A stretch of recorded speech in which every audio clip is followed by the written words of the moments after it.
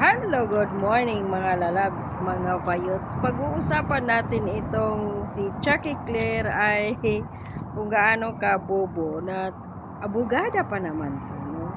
Hindi natin alam kung abogada ba talaga to o doon lang siya sa recto kumuha ng kanyang certificate sa University of Recto Quiapo branch. Bakit? Nag-trending to nung mga last week yata na sinabi ni VP Sara sa isang interview niya yata yun sa kanila Banatbay na wala tayong nakikitang ginagawa ng administrasyon.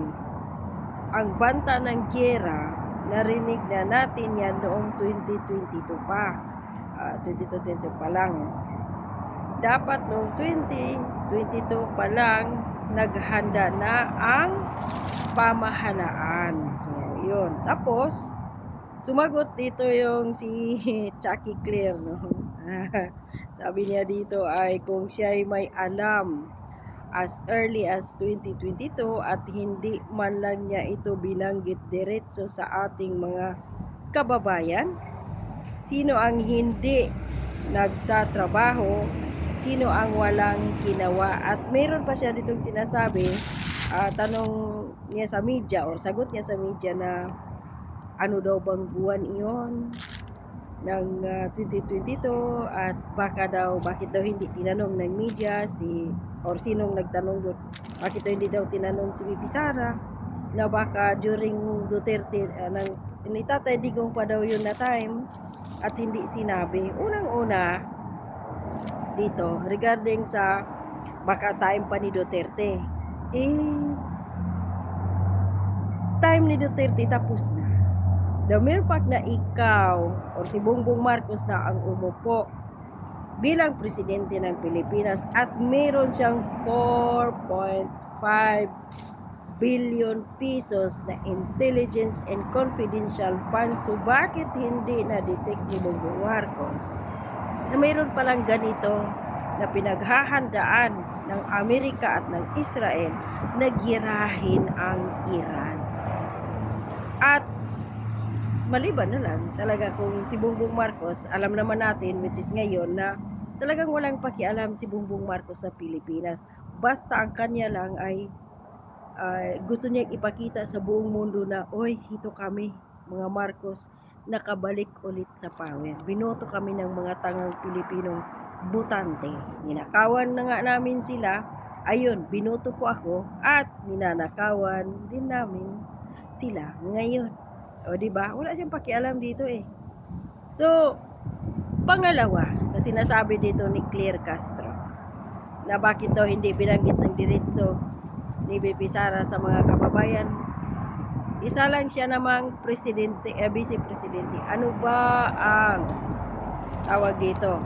Mandato ng vice presidente sa 1987 Philippine Constitution. Isang spare tire na naghihintay lang.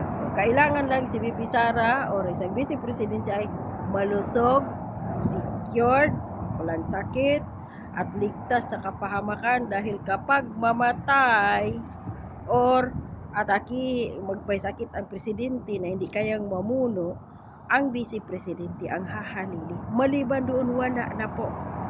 Wala nang ibang mandato ang vice presidente unless kung bigyan siya ng presidente ng trabaho sa kanyang gabinete. Yon lang.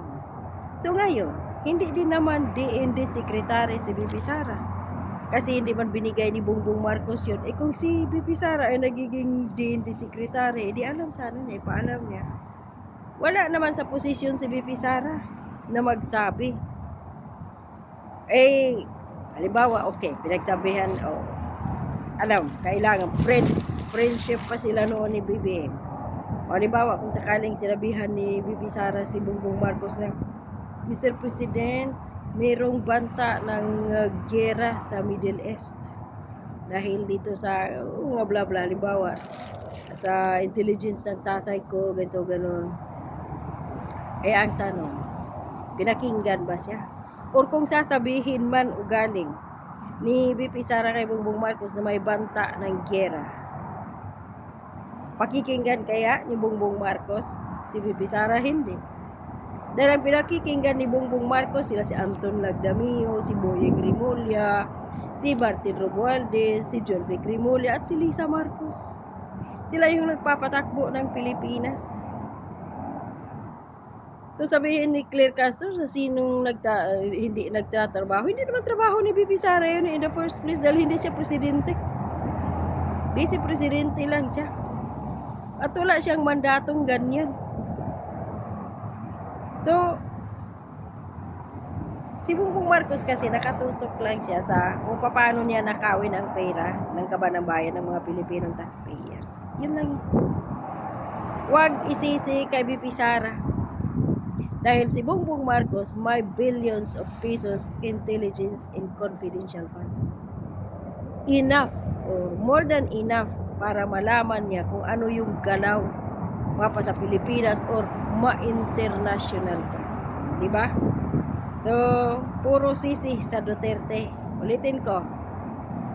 Kung galing man sa dating sa administrasyon pa ni dating Pangulong Duterte ang tawag dito, ang balita na yan na nalaman ni VP Sara na mayroong banta ng gira sa Middle East, si Bongbong Marcos na po ang presidente ngayon. So, dapat pag-upo pa lang ni Bongbong Marcos, uutusan na niya ang AFP, ang kung saan-saan pa dyan, mga intelligence,